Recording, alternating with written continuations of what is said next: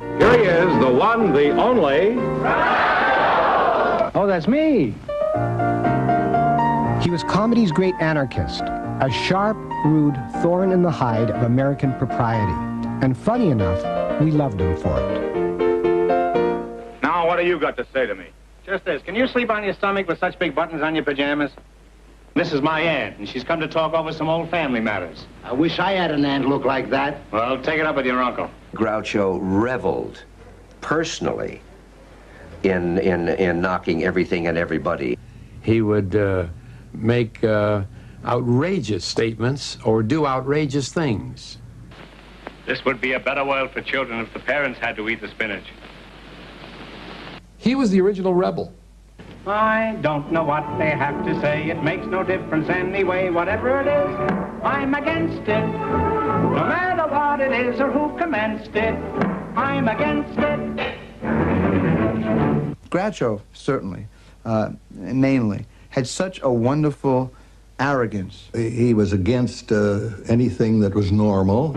Your proposition may be good, but let's have one thing understood. Whatever it is, I'm against it. And even when you've changed it or condensed it, I'm against it. He was very disrespectful. Remember, you're fighting for this woman's honor, which is probably more than she ever did. He made fun of most everything. Nothing seemed sacred. What do you say? Are we all going to get married? All of us? All of us. But that's bigamy. Yes, and that's bigamy, too. An insult from Groucho was only an insult in quotes. It was part of his character. I'm opposed to it. On general principles, I'm opposed to it. For months before my son was born, I used to yell from night till morn, whatever it is, I'm against it. And I've kept yelling since I first commenced it. I'm against it. Boogie, boogie, boogie. He was ahead of his time, really. He was really a kind of a Renaissance humorist.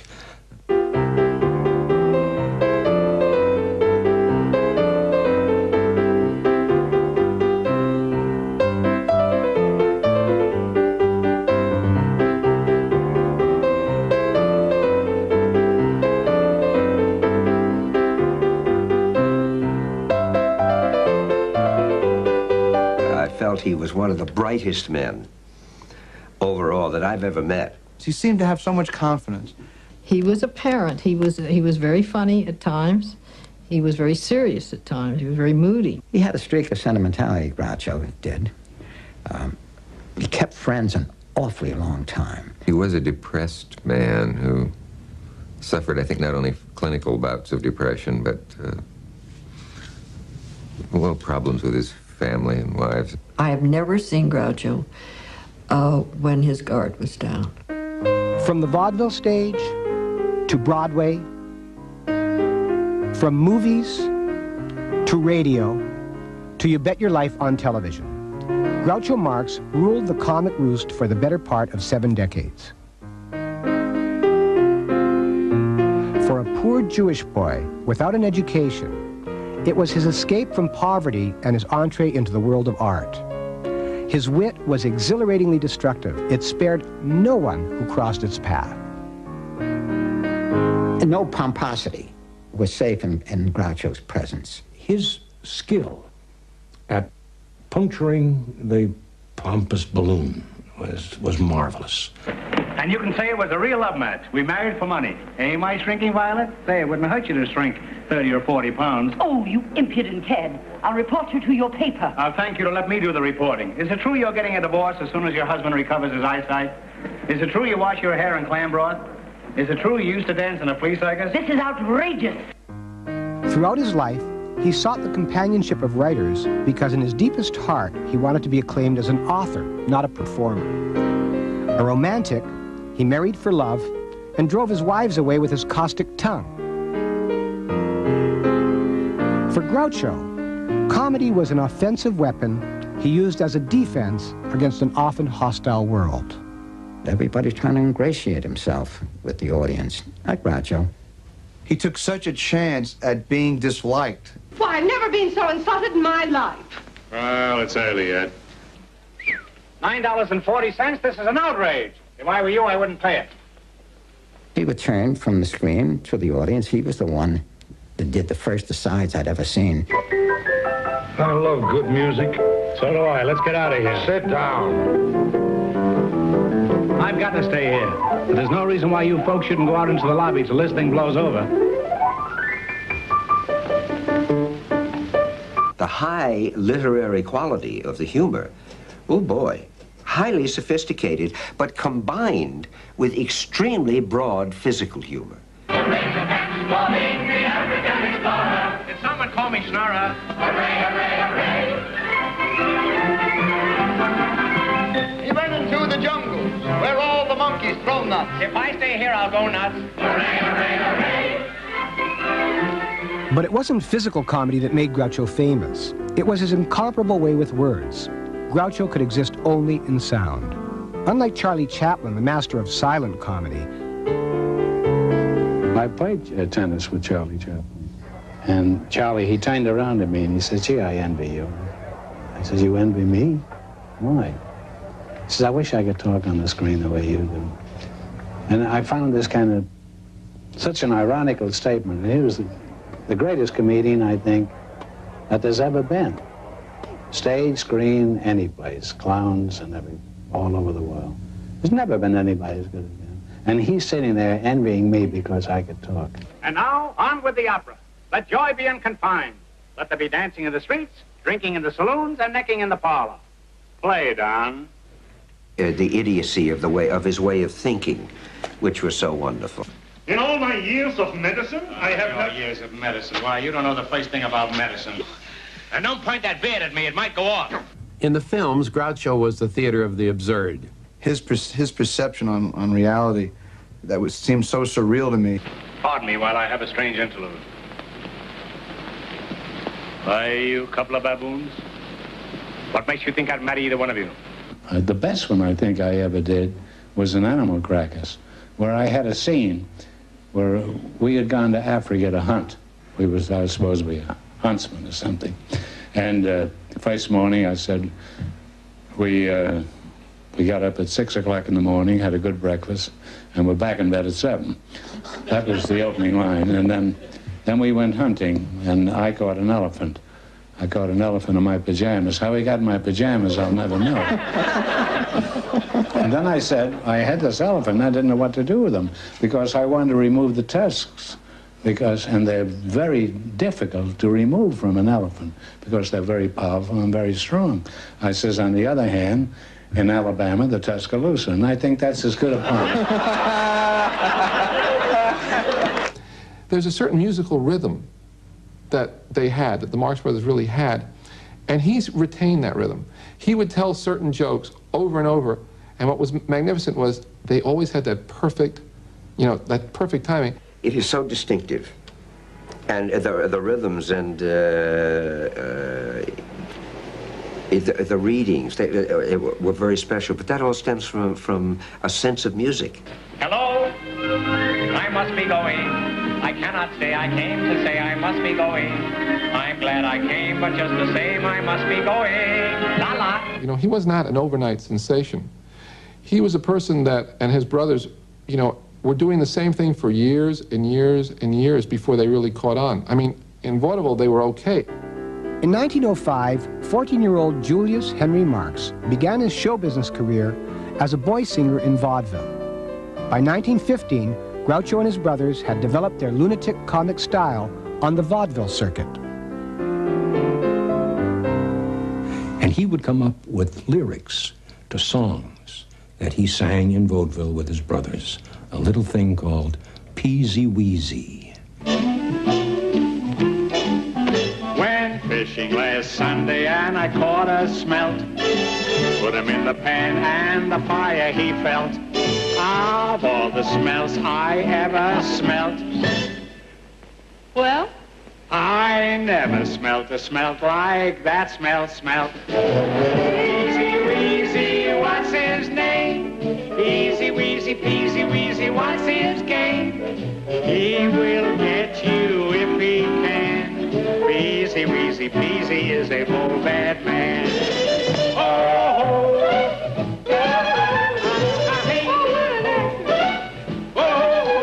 speaking of vaudeville, those old jokes, they survive because they're so good. They're great. That's why they survive. There used to be a joke about an actor was playing in vaudeville in a small town, and he got laryngitis. And looking for a doctor, he didn't know anybody. He walks along the suburbs of this little town. He finally comes to a cottage, and there's a sign outside, says Dr. Smith or Brown or something. And he can't talk very well. And he rings the bell, and a very pretty woman comes to the door, who is the wife of the doctor. And she opens the door, and he says, is the doctor in? And she says, no, come on in. Gradually, Groucho created his classic character. In 1921, late for a show and with no time to paste on his fake mustache, he dabbed grease paint on his upper lip before running on stage. With his darting, stooped walk, the long cigar, the painted mustache, and the leering eyebrows, the Groucho persona was now complete. He had given his entire youth to the back-breaking demands of vaudeville. The dressing rooms were terrible. The money was awful. They would close a show in the middle of the week if they didn't like it. Oh, yes, it was a very, very hard life. Very hard life. The brothers had made the transition from vaudeville headliners to Broadway stars when their first full-length play, The Coconuts, opened in New York in 1925. Really older folks, the really lucky ones, got to buy tickets to Broadway, sit there, look at that curtain with the gold fringe and the warm lights on it, and the house lights went down, and know that the curtain was going to go up and the four young Marx brothers were going to come out on stage and revolutionize comedy. It was totally new. It was totally new. In 1929, The Coconuts was filmed.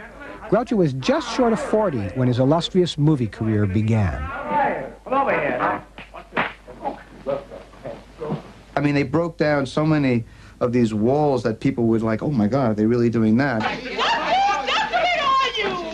Oh, my. I want to get down. You left me down this very moment. Hit me? Doctor, you can't. I'll get down. I'll get you down. I'll report this to Miss Standish. You wait and see if I don't. What are you doing? Get off. Get off. I don't want to have my head massaged either.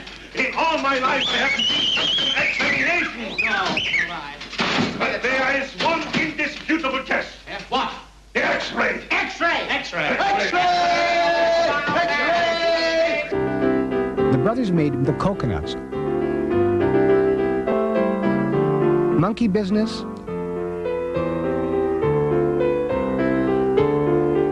Horse Feathers,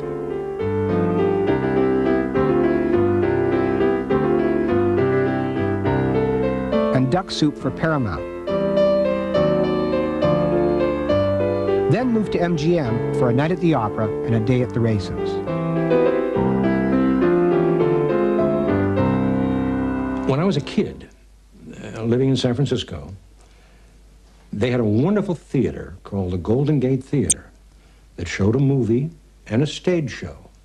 And every once in a while, the Marx Brothers would come up to the Golden Gate Theater, do 5 shows a day, little scenes from their upcoming movie that they had not shot yet. And I got to see Day at the Races, where they wallpapered poor Margaret Dumont into the wall 5 times a day. This was a perfectionist. This was not someone who just goes out there and tries a joke, and if it doesn't work, you know, too bad. No, no, no. If it doesn't work, he either perfects it that it does work, or it's gone. He was probably the best editor of comedy that I've ever seen. You don't know. I don't want to talk to you about this again, you snob. I'd horsewhip you if I had a horse. And you're willing to pay him $1,000 a night just for singing? Why, you can get a phonograph record of Minnie the Moocher for 75 cents. For $1.25, you can get Minnie.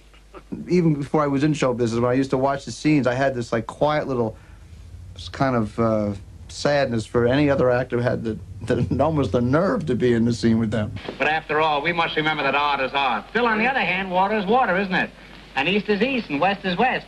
And if you take cranberries and stew them like applesauce, it tastes much more like prunes than rhubarb does. Now you tell me what you know. He cared for all of his brothers. My father told me to stay away from my brothers. My mother told my brothers to stay away from me. Of course, this didn't work out because we were pretty successful working together, and oddly enough, we're still very good friends. We see each other all the time. There were 5 Marx brothers in all. Chico, real name Leonard, arrived in 1887.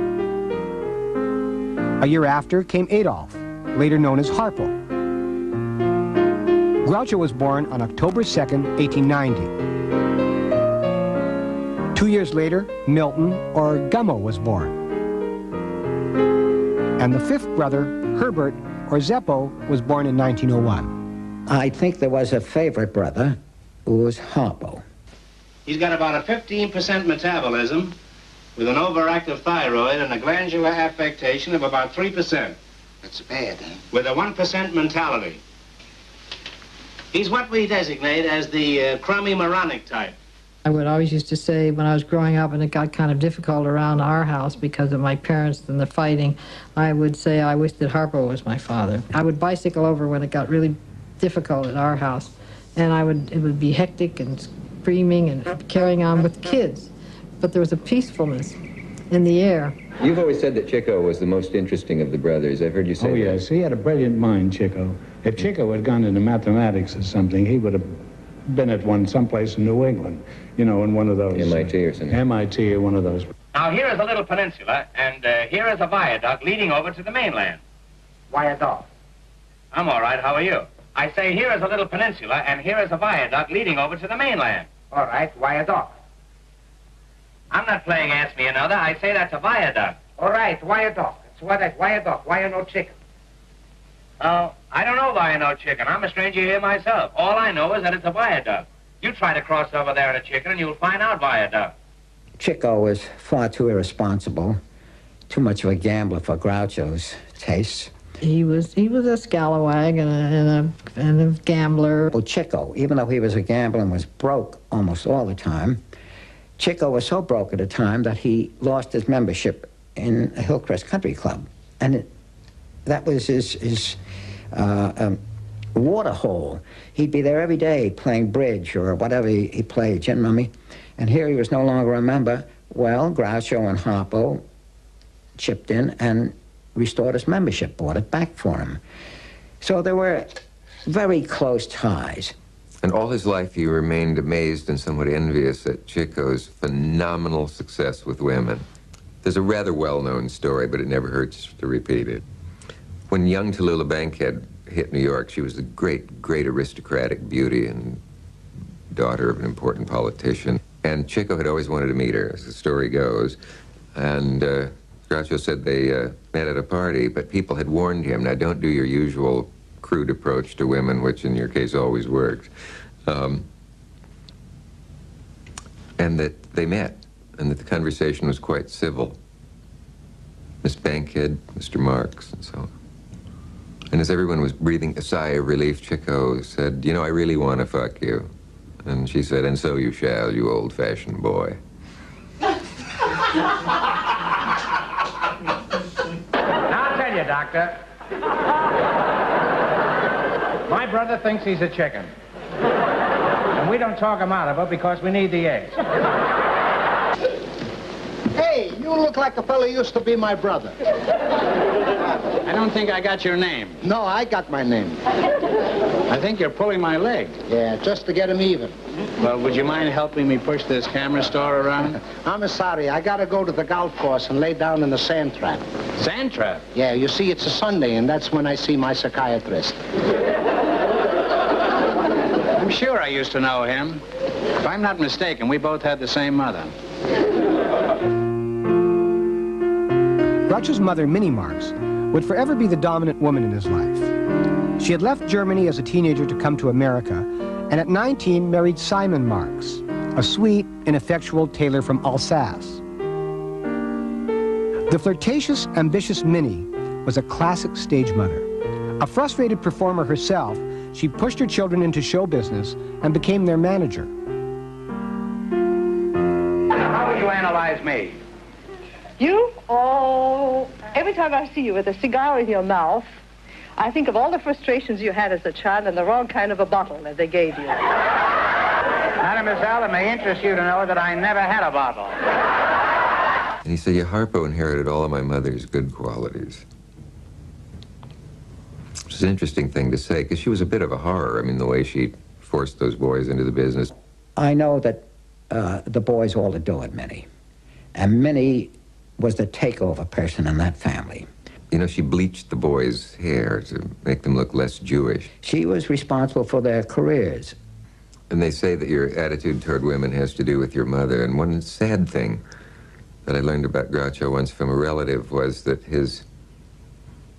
they said that his mother made it clear that he was the least favorite brother, or least favorite son. I don't know a thing about women, Groucho once said.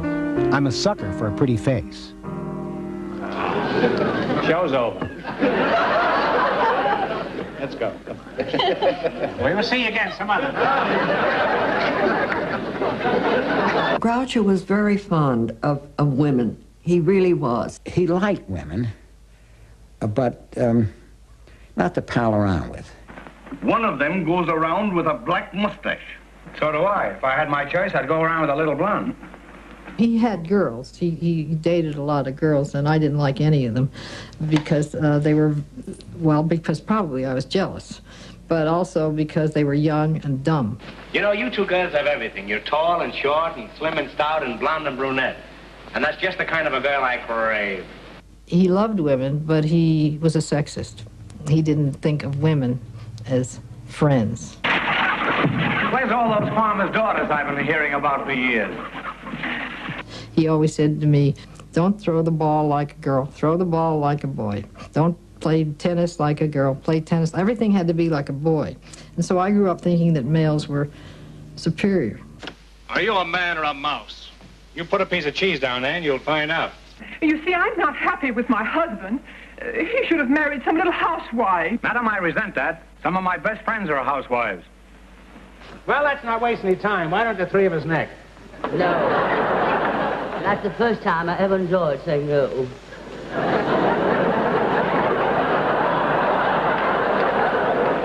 And that's the first time I ever enjoyed hearing it. Enjoy yourselves, darling. It's later than you think.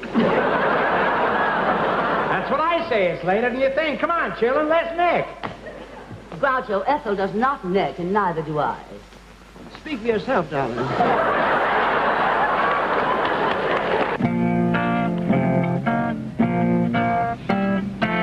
Everyone says I love you, but just what they say it for I never knew. It's just inviting trouble for the poor sucker who says I love you. Are you a great lover, would you say? Have you been all your life? I'm a miserable lover. That's why I've been married 3 times. I'm an ardent lover, but an ineffectual one. Do you believe in marriage? Do I believe in marriage? Not as much as I used to. Everything that ever grew, the goose and the gander and the gosling too, the duck upon the water when he feels that way too says, that's a wise quack. You keep your bill out of this. How would you like it if I butted into your affairs and laid an egg? He married young women, good-looking women. He was 30 when he married 19-year-old Ruth Johnson. They stayed together 22 years.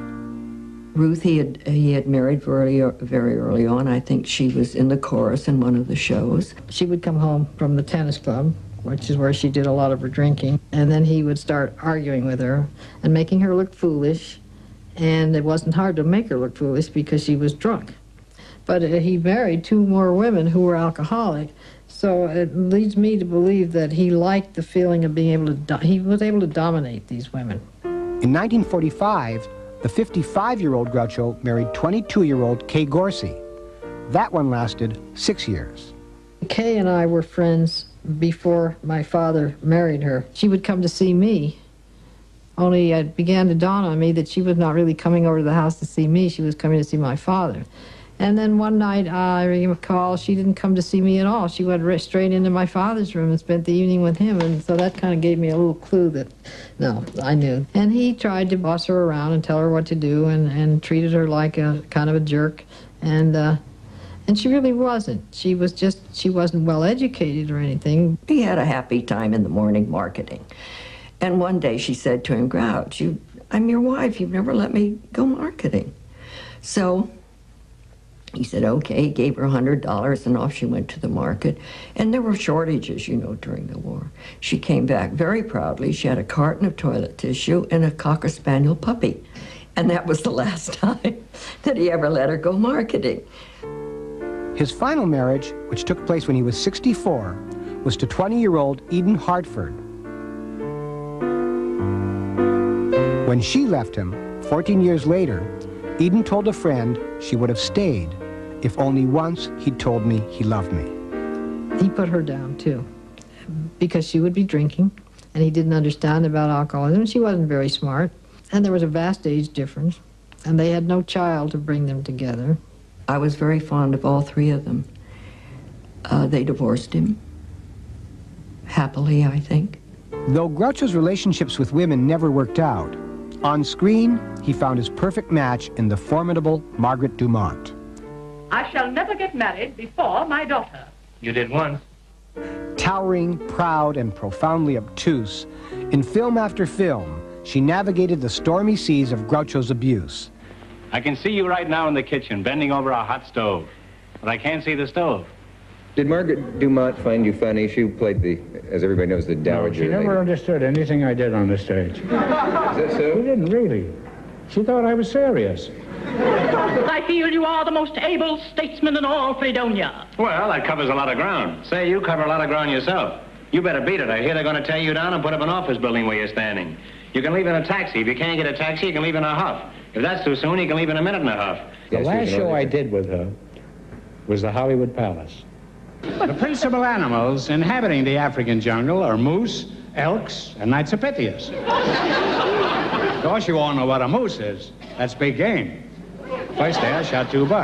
That was the biggest game we had. Don't step on those few laughs I have.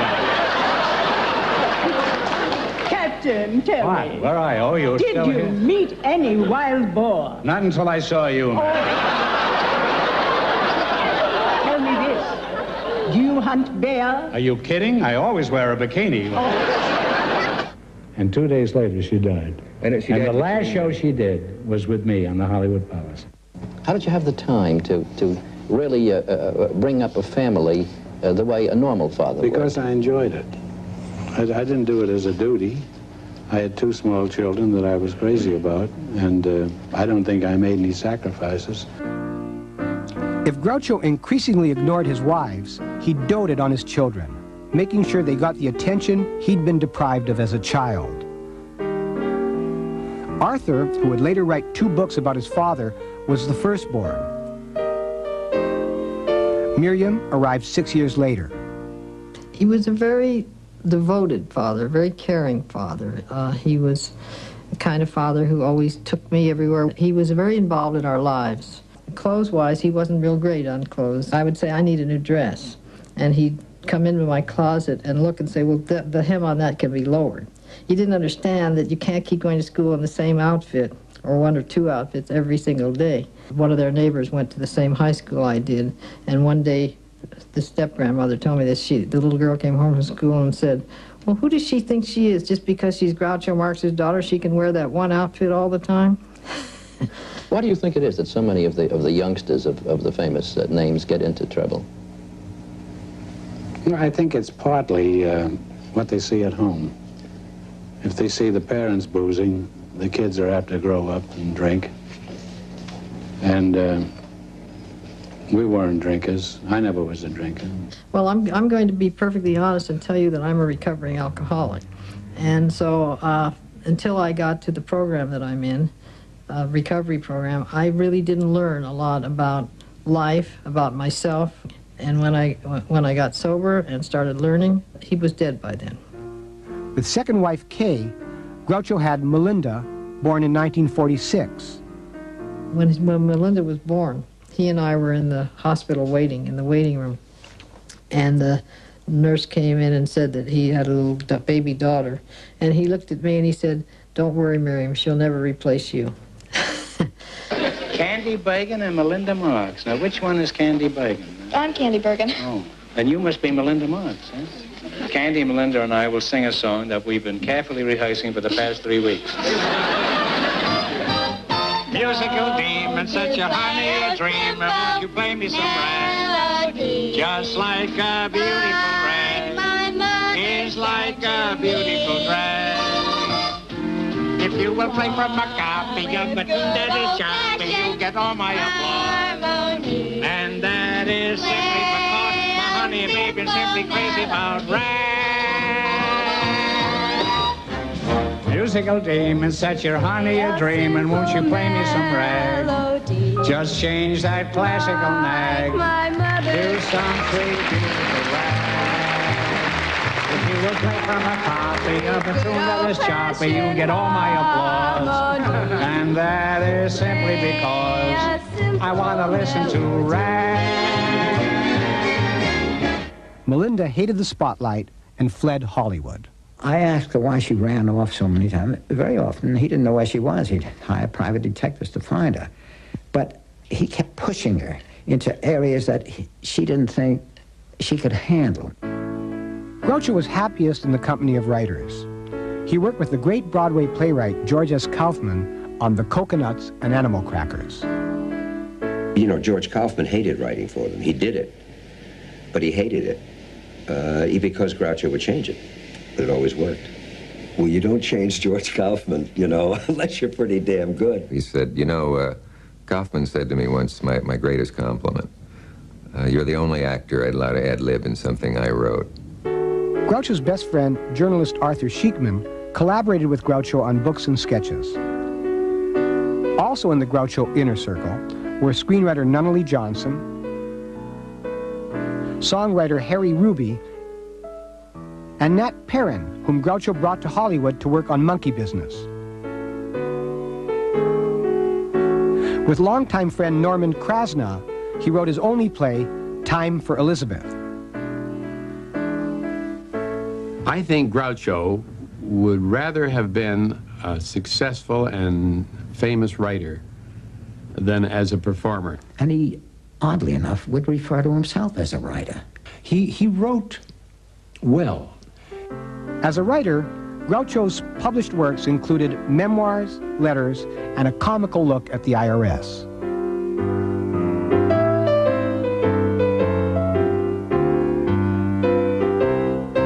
And he had kept up correspondence with so many people, and world-famous people, and world-famous writers. I was on one of the night shows. I don't want to mention the name of the show. It was the Johnny Carson show.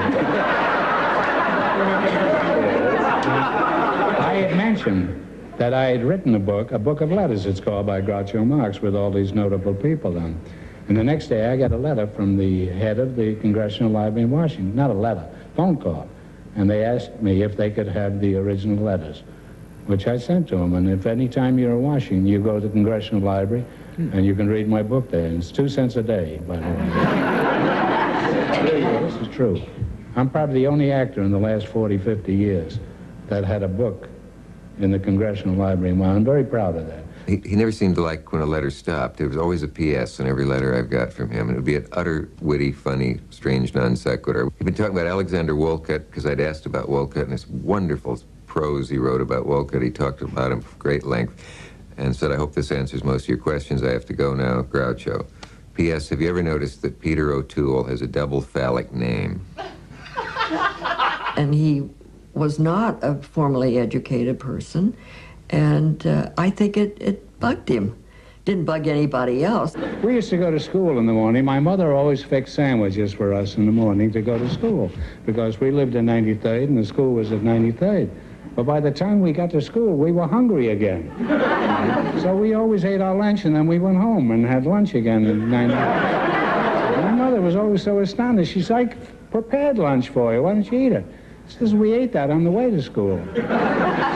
This is why I didn't get an education. And since you went to the University of Yale, I was thrown out of the hotel in New Haven. You can take great performers of Laurel and Hardy or W.C. Fields or this and that's a good way to point it out. No way that the intelligence or the literacy of what they were saying had anything to do with the resultant comedy, great as it was, but it had everything to do with Groucho. Where would this college be without football?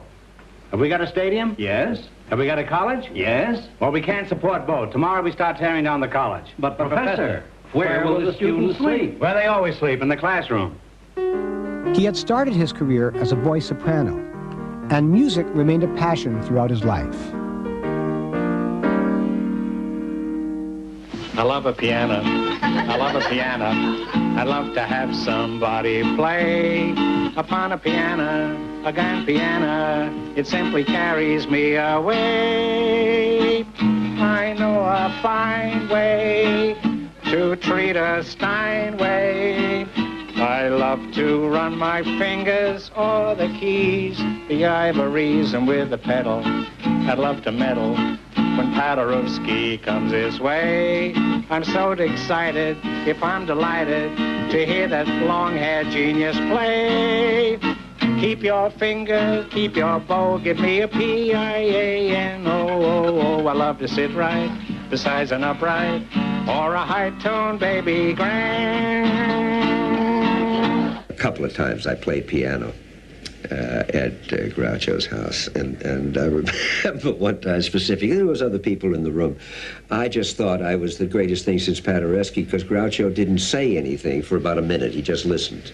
I thought that was the height of compliments. He was quite musical, and he sang on key, and he had just a natural gift for that.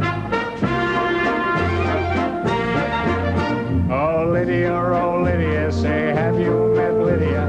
Oh, Lydia, the tattooed lady. When her muscles start relaxing, up the hill comes Andrew Jackson. Lydia, oh, Lydia, that encyclopedia. Oh, Lydia, the champ of them all. For 2 bits she will do a mazurka in jazz with a view of Niagara that nobody has. And on a clear day you can see Alcatraz. You can learn a lot from Lydia. I don't believe that you could ever have been a real close and intimate friend of Groucho's. He was friendly with a lot of people. If you couldn't sing harmony. But people like Harry Ruby. I've had 3 letters from your friend Harry Ruby in as many days. He's a congenital idiot. And a compulsive letter writer. He is. Harry Ruby is the great songwriter also. I thought I'd slip that in. He's a great friend of mine, too. Oh. And he's written virtually all the songs that I sing. This man is allegedly a composer and can only play in 1 key.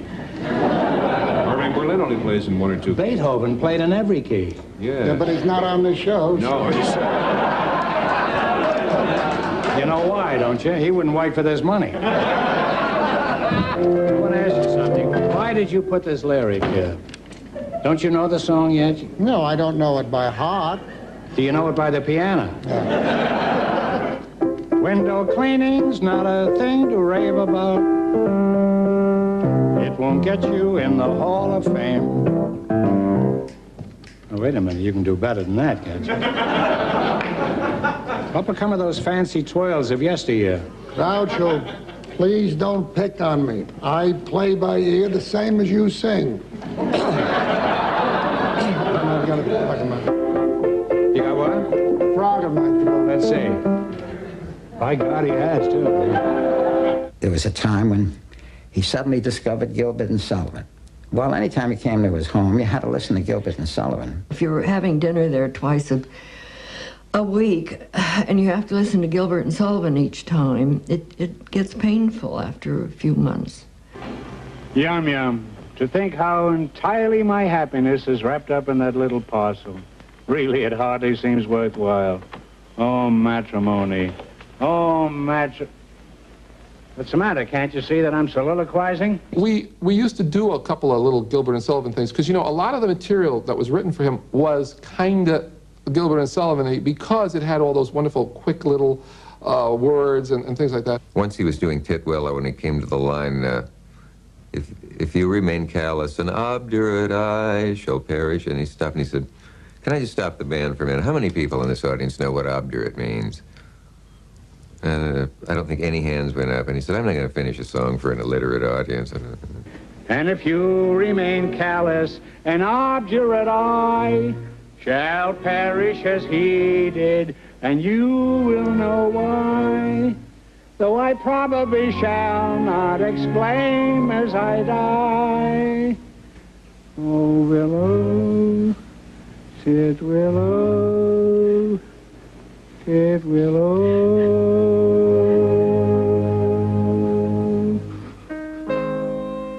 In the 40s, the Marx Brothers made indifferent movies for MGM and United Artists. Groucho, his first marriage over, was a lonely man, uncertain of his future and finding only sporadic work in radio. For a man who required the limelight and always worried about money, these were difficult days. He once said to MFK Fisher, we were terribly poor boys, 4 in a bed, so forth and so forth. And he said, if I'm ever poor again, I'll have to kill myself. He said, I can't handle it. I stand here shocked that you haven't been paid. No, I don't care. The money isn't important anyhow, as long as I get it. We three would make an ideal couple. Why, you've got beauty, charm, money. You have got money, haven't you? Because if you haven't, we can quit right now. He was always worried, even when he was well off, that he was going to wake up one morning and be broke. Hey, don't drink that poison. That's $4 an ounce. I got cleaned out in '29. I had $250,000 saved from many years of rooms without bath and Greek restaurants. And I lost it all in 48 hours. Added to his insomnia was the fact that he could remember a light bulb burning in some part of the house. And he said, when you've been through the Depression, you get up and turn it off, no matter how wealthy you get. We haven't been paid in 2 weeks, and we want our wages. Wages? You want to be wage slaves? Answer me that. No, of course not. But what makes wage slaves? Wages. I want you to be free. Remember, there's nothing like liberty, except Collier's in the Saturday Evening Post. Be free, my friends, one for all and all for me, and me for you, and 3 for 5, and 6 for a quarter. Groucho had a long period where he didn't work, and he was a very, very unhappy man. There was Burns and Allen, there was Jack Benny, all of the great comedians, Milton Berle, were going great guns. You Bet Your Life brought Groucho renewed fame and fortune. It ran successfully for 3 years on radio and for 11 years on NBC television. The Groucho Show, or You Bet Your Life, for want of a better title, was produced by a genius named John Goodell. There was a Walgreen 2-hour show, radio show, in which there were a lot of stars and shows participated in it. Now, on the show was Art Linkletter, and his partner is John Goodell. They've been together for many years on television and radio. And I did a scene with Bob Hope. And we both dropped the script on the floor and we started ad-libbing. And they ad-libbed for about 10 minutes, which is amazing. The amazing part is it wasn't dirty. You know, they were funny. And that amazed me. I wasn't thinking of Groucho as any possibility of doing a show where ad-libbing is involved. When I come off the stage, Goodell said to me, he says, hey, would you like to do a quiz show? And I said, well, I don't know, quiz show, that's about as low as you can sink in show business, isn't it, a quiz show? And he said, well, I flopped 4 times on the radio. I might try anything. I'll be competing with refrigerators, but that's okay. Today, nobody would buy that show. You go in to sell the show and you say, hey, we got a little guy with a mustache and glasses, and he sits on a stool, and he talks to people, and then they do a little quiz. No way you would sell this. It was the first time any comedy quiz format was used for basically a comedy show. We won the Peabody Award one year as the best comedy show, not the best quiz show. Ordinary people came on, and he'd ask them an ordinary question, and then he'd take their answer and twist it into what was really a comedy routine. Everybody came off second to Groucho. What about the men customers? Don't they ever try flirting with you? Oh, sometimes, but I show them my wedding ring. That only protects one finger. We had the secret word. And that's an interesting thing, the secret word. I just threw it in before the show went on air. We used to have on People Are Funny an alarm clock that would go off, and whenever it went off, somebody was talking would get $100. I said, well, let's do something like that on this one. And so the first person who said the secret word went $100. Well, it got in dictionaries, the secret word. If any of our couples say the secret word, the duck will drop down and pay him $100 extra bucks. Sorry, Duck, I haven't seen you lately. This is the word right here. Okay, Ducky, go on back up there and hatch those eggs and drop them on Fenneman. And that chemistry of George and Groucho was absolutely essential to make it work. And Groucho always said that I was the male Margaret Dumont. What is the secret word, Mr. Fenneman? Well, it's I'm going to call, from now on, I'm going to call you Mr. Fenneman. All right, Groucho. Is that okay, George? That's fine. Of course, perfume evaporates quickly, but the best way to use it is on the wrists, behind the ears, and in the fold of the elbows, and of course, if they really want to be sophisticated, behind the knees. George, come out here. Lift up your hand.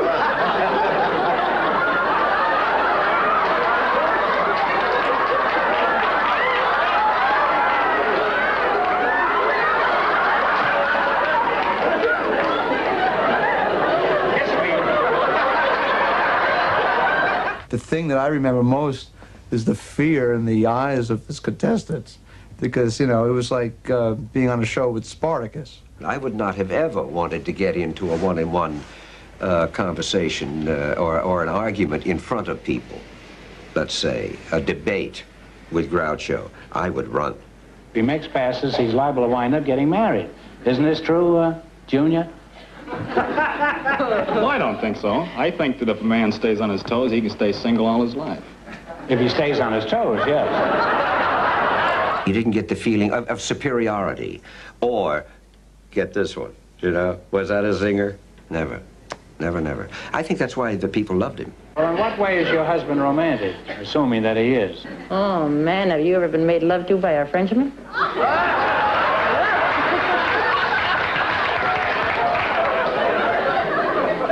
Not that I can recall. You Bet Your Life was the #1 show on NBC for 7 years. And it was on, 15 years, radio and television. You had a girl, I imagine. Well, how do you mean that? Well, I meant it in the nicest way you possibly could. He didn't like off-color humor. And he always used to say to me, and I still believe this, he said, if a comic has to be dirty to be funny, then he's not funny. Sure, you can get a cheap, easy laugh by being dirty, but I found out it wasn't worth it. And I don't want to be known as a dirty comedian anyhow. All he had to do was raise his eyebrows, and whatever you said had another meaning, but he didn't say a word. What have you learned after being 25 years in politics? Well, the old-fashioned way is still the best.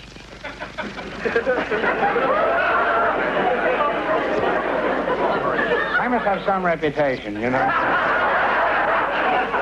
There isn't anything anybody can say to me anymore that doesn't evoke some kind of a dirty laugh from the audience. What do you mean by the old-fashioned way? Weren't you offered the lead in Calcutta? No, but I was invited there the opening night, and I wouldn't go. And I told the man who wanted to take me that I don't want to see anything on the stage that I'm not doing at home. I think it's apocryphal. I do, I really do. But it is, he could have said it. According to the story, and maybe it didn't appear on the air, we had this couple who had like 19 children. He said, no, why do you have so many children? And the man said, well, I just like children. And Groucho said, well, I like my cigar, but I take it out of my mouth once in a while. If Groucho became more culturally conservative with age, his politics were always to the left of center. Groucho was a liberal. Harpo was a liberal. And Chico bet on the Chicago White Sox. Nixon became his neighbor almost across the street, I guess, in Truesdale Estates. And, of course, they rushed to Groucho to ask him what he thought of that. And he said, better here than in the White House. He was very concerned with the Jewish people in this world and felt very much, although he wasn't religious, that he was Jewish. We were talking about anti-Semitism and how prevalent it was in Hollywood and so forth. And so he said, well, he said, I wanted to join the Santa Monica Beach Club, but they said no Jews. So I said, look, my daughter's half Jewish. If we do join, can she go into the pool up to her waist? In his 80s, Groucho's health finally gave out, but not his vaudevillian spirit. He traveled to Cannes to receive the French Legion of Honor, and in 1974, accepted a special Oscar honoring his lifetime achievement. Slowed down by a stroke and involved in a controversial relationship with his companion Aaron Fleming, Groucho continued to perform. At Aaron's urging, the 82-year-old Groucho gave a one-man show before a sold-out crowd at Carnegie Hall. I think for him, toward the end, he always remembered Carnegie Hall as something very, very special, you know, and he had a wonderful, wonderful time. The evening at Carnegie Hall was largely anecdotes, and he talked, and he came through the curtain carrying a violin. And he said, are you as tired of Jack Benny's music as I am? And he stomped on the violin. First of all, just coming out, I mean, he gets a 5-minute standing ovation. People got there hours ahead of time just because they wanted the evening of Groucho to be as long as possible. And there were mobs outside Carnegie Hall long before curtain time. There was rows of people who looked like Groucho. They came with the glasses, they came with the thing, they came with the whole thing, you know, like this. He walks out to this, you know, I mean, he has no idea. And all of a sudden, as this place goes crazy, he sees rows of himself. Loved it. And I had to do this little overture for, you know, for the New York audience. So I decided, because it's Carnegie Hall, to come out and start with a Beethoven sonata. Okay? This is called the Wallenstein Beethoven sonata. This is for real. And I go out there and I go. And people are saying to themselves, what does this have anything to do with Groucho Marx? And I'm playing my Beethoven. And then all of a sudden I go.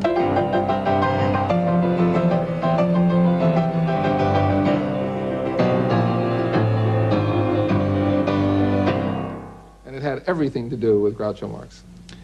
It was funny, in the New York concert, when he sang Hello, I Must Be Going, I started to feel, you know, we're not going to have him around much longer, you know? And it was very poignant to hear him sing that. And I'm just glad that he could experience the love of the public to that degree toward the end of his life. I think there's nothing greater than that. Near the end, I was over the house. I went over and I stuck my arms under his arms and I lifted him up. And then I'm kind of walking him back to the bed, and this little weak voice says, hey, Fenneman, you always were a lousy dancer, you know. On this one occasion, Eubie came by and Groucho came by with the young lady who was his manager or whatever at the time. And I put the two of them together because I thought these two old men of show business would really like looking at each other and talking. Well, nothing happened. They didn't say anything to each other. And Groucho sits, and Eubie sits and plays the piano. And Eubie goes through a whole, you know, lot of songs. And finally, Eubie gets to I'm Just What... And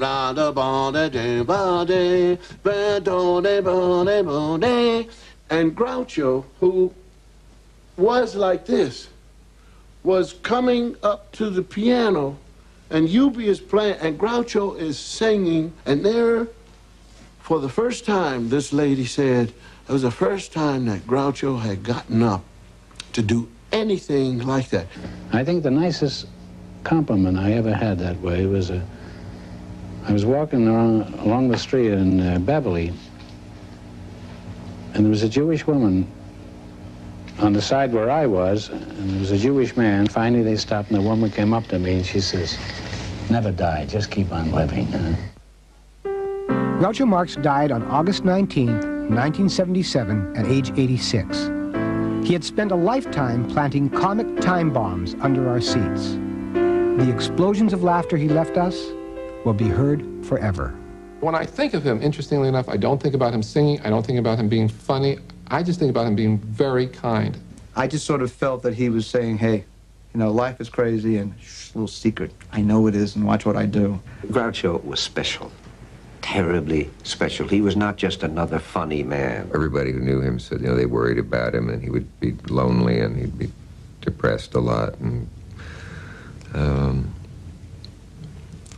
he needed a Groucho Marx to cheer him up. He was the only person who couldn't have one.